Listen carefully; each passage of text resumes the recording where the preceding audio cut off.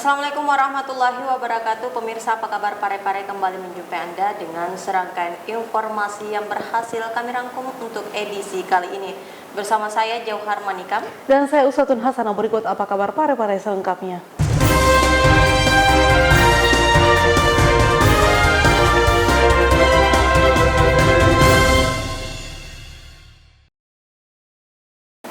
Pemirsa, Balai Pelestarian Cagar Budaya Provinsi Sulawesi Selatan menggelar Festival Sehari Bumi Rempah Nusantara di Gedung Balai Ainun Kota Parepare. Kota Parepare terpilih dijadikan tempat festival ini karena dulunya pernah menjadi pusat perdagangan khususnya jalur rempah-rempah.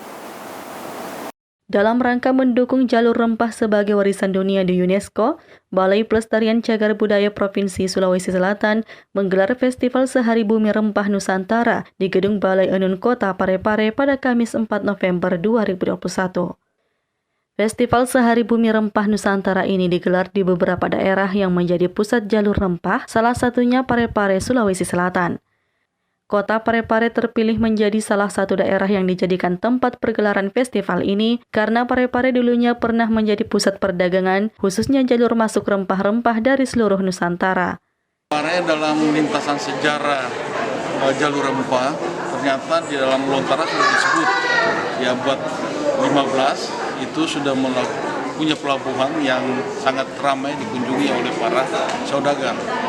Jelas pelabuhan adalah tempat pertukaran informasi, pertukaran ilmu pengetahuan, pertukaran dagangan, dan disitulah hubungan terjadi yang kita kenal di Pelabuhan Supa dan Soreang di Parepare ini sudah sejak abad 15 sudah banyak dikunjungi, itu dalam Lontara disebutkan.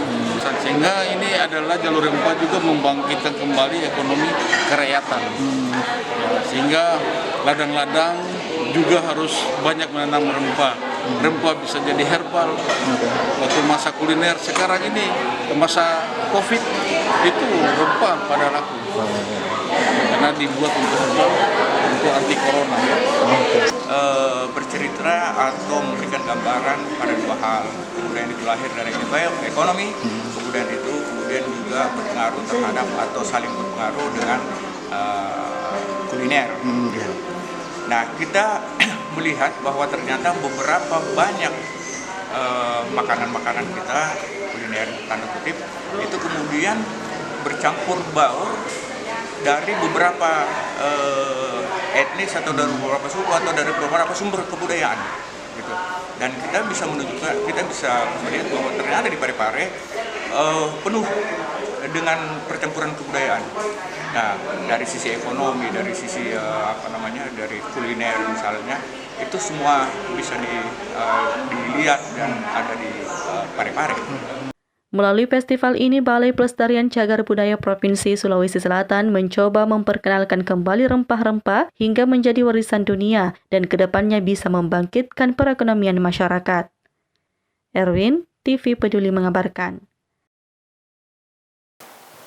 Pemirsa, sejumlah warga RT 2 Malusetasi mengadu ke DPRD Kota Parepare karena rumah yang telah bertahun-tahun ditempati terpaksa harus dikosongkan dalam waktu dekat. Pengosongan ini harus dilakukan karena lokasi yang mereka tempati merupakan milik pemerintah provinsi. Surat pemberitahuan pemerintah Provinsi Sulawesi Selatan terkait penggusuran puluhan rumah membuat warga resah. Warga Kota Parepare yang telah bermukim kurang lebih selama 85 tahun di Kompleks PU Bina Marga Kelurahan Malusetasi ini mengadu ke kantor DPRD Kota Parepare agar rumah mereka tidak jadi digusur. Ketua RT 02 Kelurahan Malusetasi Yeti mengatakan, surat tersebut menyatakan bahwa pada tanggal 15 November mendatang, rumah di kompleks sudah harus dikosongkan. Sebelumnya, harga sewa rumah juga naik menjadi Rp1.080.000 dari sebelumnya Rp600.000 per tahun. Hal tersebut membuat warga resah, bahkan hingga ada yang sakit karena tidak tahu akan tinggal di mana lagi. Dari kantor PUTR Provinsi bahwa kami akan digusur atau meninggalkan tempat ini. Tiba ada seperti ini. Pertama, surat layanan itu menyatakan bahwa warga harus bayar sebanyak Rp1.080.000. Yang awalnya kami membayar hanya Rp600.000 per tahun. Tiba-tiba naik Rp1.080.000. Namun karena keadaan COVID sekarang, warga merasa tidak mampu, mengingat pekerjaan mereka hilang, mata pencarian mereka hilang, dan kondisi sekarang memang sulit. Sedangkan Ketua Komisi 1 DPRD Kota Parepare Kaharudin Kadir yang menerima aspirasi masyarakat itu merespon, pihaknya telah berkomunikasi dengan pihak pemerintah Provinsi Sulawesi Selatan dan DPRD Provinsi Sulawesi Selatan untuk bisa memberikan solusi terbaik untuk pemerintah dan masyarakat Kota Parepare. Itu mereka minta keringanan, dan yang kedua besok di samping itu kami juga mencoba untuk meminta ke DPR Provinsi apa tidak sebaiknya ini mereka diberi kesempatan untuk memiliki aset itu ya, karena mereka juga sudah 2 tahun tinggal di situ, masih sejak orang tuanya apa. Mudah-mudahan pemerintah provinsi bisa merespon ini.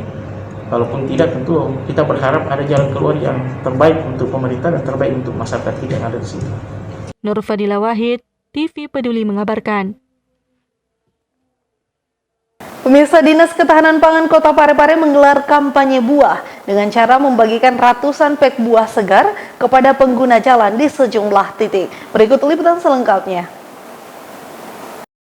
Dinas Ketahanan Kota Parepare menggelar kampanye buah dengan cara membagikan ratusan pek buah segar kepada pengguna jalan di sejumlah titik pada Kamis 4 November 2021. Kampanye buah merupakan program Dinas Ketahanan Pangan Kota Parepare sebagai upaya peningkatan diversifikasi dan ketahanan pangan masyarakat, serta menjadi salah satu rangkaian kegiatan dalam rangka Hari Pangan Sedunia. Hal tersebut diungkapkan Kepala Bidang Konsumsi Penganekaragaman dan Keamanan Pangan Dinas Ketahanan Pangan Kota Parepare. Masyarakat ini bertujuan adalah bagaimana cara kita meningkatkan masyarakat untuk mengkonsumsi buah, terutama buah lokal yang ada di sekitar kita ini atau di pasar-pasar tradisional. Jadi tidak hanya pasar modern, tetapi pasar-pasar tradisional juga itu sudah cukup banyak untuk memasarkan buah tersebut. Jadi kita tidak lagi ke pasar modern, tetapi ke pasar tradisional atau pekarangan sekitar juga sudah bisa kita dapatkan. Harapan kami sebagai leading pemerintah ini kalau bisa masyarakat itu tidak hanya makan makanan lokal, makanan karbohidrat yang berbasis karbohidrat, tetapi mengkonsumsi buah lebih bagus daripada lebih mengkonsumsi karbohidrat seperti beras, tepung-tepung. Itu sebaiknya kita mengkonsumsi buah. Dan saya sarankan juga kalau bisa konsumsi buah sebelum makan. Jadi yang kemarin itu konsumsi buah itu sesudah makan, tetapi sekarang itu konsumsi buah sebelum makan. Jadi ayo makan buah sebelum makan nasi.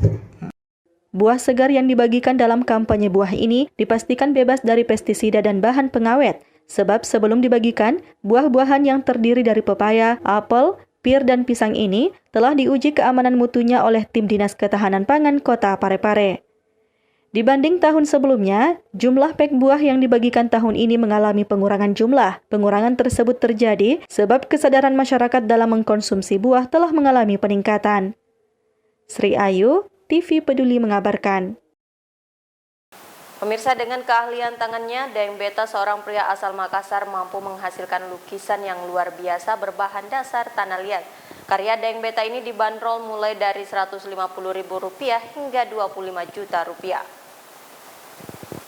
Inilah salah satu pelukis yang terkenal dengan lukisan berbahan tanah liat. Iya, ini dia Zainal Beta, yang sering disapa Daeng Beta, sang maestro lukisan tanah asal Kota Makassar, Sulawesi Selatan. Berbeda dengan pelukis pada umumnya yang menggunakan cat air, Daeng Beta melukis menggunakan tanah liat. Tangannya dan sebuah potongan kecil bambu menjadi kuas dalam aksinya melukis di sebuah kanvas. Sesekali tangannya dicelupkan ke tanah liat yang sedikit cair dan tangannya pun meliuk-liuk hingga terbentuk sebuah lukisan kapal pinisi. Daeng Beta memang sudah lama menjadi pelukis tanah liat dan hasil karyanya ini sudah menembus hingga ke mancanegara seperti Amerika, Australia, dan negara-negara Eropa. Setiap hasil karyanya ini dibanderol dengan harga Rp150.000 hingga Rp25 juta. Bagi Daeng Beta, menjadi seorang pelukis itu tidak hanya berpatokan antara cat dan kuas, Namun dengan tanah liat, ia meyakini itulah kesenian sesungguhnya. Kalau dikatakan hanya satu di dunia yang pakai tanah liat, hanya di Sulawesi Selatan hanya saya. Itu sejak kapan, Pak? Itu sejak 1980. Ini sampai kemana saja, Pak, ini lukisan? Kita sudah, kalau lukisan ini sudah melalang buana, sudah di semua mancanegara sudah memiliki. Itu ada cerita tersendiri, Pak, kenapa mesti tanah liat? Begini ya, sebenarnya saya penentang teori sebenarnya. Kenapa saya katakan penentang teori? Saya tidak sepaham teori-teori. Kenapa? Kalau itu teori kita lakukan, bagaimana kita bisa berkembang? Hanya saya membuat satu wacana baru bahwa tanah liat pun bisa jadi satu media lukis. Hingga kini Daeng Beta menjadi satu-satunya pelukis tanah liat di dunia dan telah malang melintang selama berpuluhan tahun. Erwin, TV Peduli mengabarkan. Dalam musyawarah cabang gerakan pramuka yang digelar oleh Kwarca Pramuka Parepare, Ketua Tim Penggerak PKK Kota Parepare terpilih menjadi Ketua Kuartir Cabang Praja Muda Karana Pramuka Kota Parepare. Ketua Tim Penggerak PKK Kota Parepare Haja Erna Rashid Taufan terpilih menjadi Ketua Kuartir Cabang atau Kwarca Praja Muda Karana atau Pramuka Parepare. Istri Wali Kota Parepare terpilih secara aklamasi dalam musyawarah cabang atau muscap gerakan pramuka yang digelar Kwarca Pramuka Parepare di Hotel Bukit Kenari pada Rabu kemarin. Dalam momen tersebut, Haja Erna Rashid Taufan kembali membumikan Al-Quran, bahkan telah mengagendakan program Pramuka One Day One Juice yang disambut positif para pengurus. Dalam sambutan perdananya usai ditetapkan sebagai Ketua Kwarca Pramuka Parepare, Haja Erna Rashid Taufan juga berulang kali menyelingi sambutan dengan lantunan Al-Quran. Surah Ar-Rahman dan Ali Imran menjadi senjata erat dalam mengeratkan para pengurus cabang dan ranting yang hadir. Ya, kalau belum mungkin bisa dalam satu minggu itu bisa buka Al-Quran berapa kali, bagus ya? One day, one juice. Nah ini nanti Pramuka Parepare One Day One Juice ada. Nah ini sudah ada. Jadi Pramuka Parepare ada Pak Ustaz Zainal, ya? Nanti beliau yang mengkoordinir, Pak. Sementara, Ketua Kwarca Pramuka Parepare Dimisioner, Haji Minhajuddin Ahmad mengungkapkan sejumlah alasan dan pertimbangan sehingga para pengurus baik cabang maupun ranting sepakat menjadikan Haja Erna Rashid Taufan sebagai calon tunggal hingga akhirnya terpilih secara aklamasi. Haji Minhajuddin Ahmad menambahkan, di tangan Haja Erna Rashid Taufan, pramuka dapat menjadi ladang dakwah dalam membumikan Al-Quran. Kegiatan yang dibuka Wali Kota Parepare melalui Kepala Dinas Pendidikan dan Kebudayaan Arifuddin Idris ini juga dihadiri andalan daerah Gerakan Komisi Bina Muda mewakili Ketua Kuartir Daerah Sulawesi Selatan, Eliati Razak. Sri Ayu, TV Peduli mengabarkan.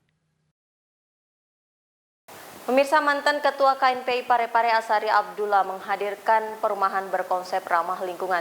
Menariknya, perumahan yang terletak di Galung Maluang ini merupakan perumahan subsidi berkualitas komersil. Baru-baru ini owner PT Mario Group Asy'ari Abdullah melaunching program DP 0 rupiah bagi awak media. Dalam kesempatan tersebut, Asy'ari Abdullah memberikan edukasi kepada para developer melalui hadirnya perumahan subsidi berkualitas komersil. Perumahan yang dinamai Mario City ini tidak seperti perumahan bersubsidi pada umumnya. Selain kesan modern dan minimalis, perumahan yang terletak di Kelurahan Galung Maluang, Kecamatan Baju Gigi, Kota Parepare ini juga mengusung konsep go green dan ramah lingkungan. Meski berkualifikasi perumahan subsidi, namun spesifikasi bahan bangunan sama dengan perumahan komersil pada umumnya. Kuseng pintu dan jendela tidak berbahan kayu, namun semuanya menggunakan aluminium dan kaca, lengkap dengan pengaman besi. Saat ditanya pertimbangan menghadirkan perumahan modern bersubsidi tersebut, mantan Ketua KNPI Kota Parepare ini menguraikan prinsip sipakat tahu yang diintegrasikan dalam bisnis yang digelutinya. Asy'ari Abdullah menambahkan, bagi masyarakat yang berminat, cukup membayar DP 3 juta rupiah sudah berhak mendapatkan perumahan berkualitas tersebut. Saya cuma berpikir bahwa selama ini bangun rumah subsidi itu asal jadi, RSH rumah rusak sebelum selesai. Makanya ini setiap perumahan yang kita bangun, kita berusaha untuk menginovasi. Lagian juga kan ini program pemerintah yang harus diedukasi baik-baik ke masyarakat untuk benar-benar membuat rumah layak huni, memanusiakan manusia dengan rumah yang layak. Selain silaturahmi dan melaunching program DP 0 rupiah bagi awak media, pada kesempatan itu juga dilakukan launching perdana band akustik di bawah manajerial Safriani. Sri Ayu, TV Peduli mengabarkan. UPTD SMP Negeri 2 Kota Parepare menjadi juara 1 umum dalam kegiatan Competition Room of Intelligence and Language yang digelar oleh UPT SMA Negeri 2 Parepare dalam rangka Bulan Bahasa. UPTD SMP Negeri 2 Parepare baru-baru ini kembali menjadi juara 1 umum dalam kegiatan Competition Room of Intelligence and Language atau Circle yang digelar UPT SMA Negeri 2 Parepare dalam rangka Bulan Bahasa. Prestasi tersebut berhasil dipertahankan untuk kali ketiga sejak kegiatan ini digelar. Hal tersebut dibenarkan Wakil Kepala Sekolah Bidang Kesiswaan Asrullah yang ditemui beberapa waktu lalu. Keberhasilan itu tidak lepas dari upaya pihak sekolah, khususnya dalam hal pelestarian bahasa yang diterapkan dalam lingkungan sekolah. Asrullah menjelaskan sejumlah upaya yang dilakukan UPT SMP Negeri 2 Parepare guna meningkatkan minat peserta didik dalam melestarikan bahasa di lingkungan sekolah, baik itu bahasa daerah, Indonesia maupun bahasa Inggris. Beberapa di antaranya menggelar event guna menggali kemampuan peserta didik, khususnya dalam berbahasa daerah, menggalakkan bahasa Indonesia melalui pembuatan mading yang sering dirilis secara periodik, serta menghadirkan ekstrakurikuler yang diikuti peserta didik yang memiliki kegemaran dalam hal mengembangkan bahasa Inggrisnya. Di speech kami memperoleh juara 1, begitupun dengan baca berita 2 bahasa, sedangkan untuk fotografi dan puisi kami memperoleh juara 2. Nah, yang pertama untuk bahasa daerah mungkin yang pertama kali. Di sekolah kami bahasa daerah ini sudah kami masukkan dalam muatan lokal. Nah, tentu ini akan membantu para siswa kami dalam hal lebih memperdalam lagi bahasa daerah dan mencegah kepunahan bahasa daerah. Kemudian di samping itu kami juga sering melakukan event-event yang biasanya menggali kemampuan anak-anak dalam berbahasa daerah. Sri Ayu, TV Peduli mengabarkan. Pemirsa, program pembentukan herd immunity bagi masyarakat Kota Parepare akan lebih dipercepat. Pasalnya saat ini capaian vaksinasi masih sekitar 51%. Untuk itu rencananya pemerintah akan melakukan vaksinasi dengan sistem door-to-door. Pemerintah Kota Parepare menargetkan sebanyak 65% warga telah menjalani vaksinasi hingga akhir tahun. Hal itu dilakukan untuk mencapai herd immunity di Kota Parepare. PLT Kepala Dinas Kesehatan Kota Parepare Rahmawati mengatakan, hingga saat ini vaksinasi COVID-19 di Parepare telah mencapai 51,7% untuk dosis pertama atau sekitar 61.000 orang, sedangkan dosis kedua mencapai 42%. Menurutnya, salah satu langkah percepatan vaksin di Kota Parepare yakni kerjasama mulai dari RT/RW, Lurah dan Camat. Saat ini RT/RW melakukan pendataan terhadap warga yang belum tervaksin, sembari melakukan edukasi kepada warga yang enggan menjalani vaksinasi. Parepare sekarang kan untuk vaksin 1 itu sudah 51% lebih ya, dosis 1-nya. Dosis 2-nya itu sekitar 42% lebih untuk dosis 2. Jadi salah satu langkah untuk percepatan vaksin kita bekerja sama mulai dari RT, RW, Lurah dan Camat. Jadi RT RW-nya ini melakukan pendataan terhadap warganya, RT RW-nya ya, datanya yang belum tervaksin. Tapi yang belum tervaksin itu memang masih ada yang belum mau. Tapi kita tetap melakukan edukasi untuk mengajak mereka untuk. Ia menambahkan, besok pihaknya bersama pemerintah kota melakukan pertemuan via Zoom untuk membahas percepatan vaksin, salah satunya dengan teknis door-to-door. Nur Fadila Wahid, TV Peduli mengabarkan.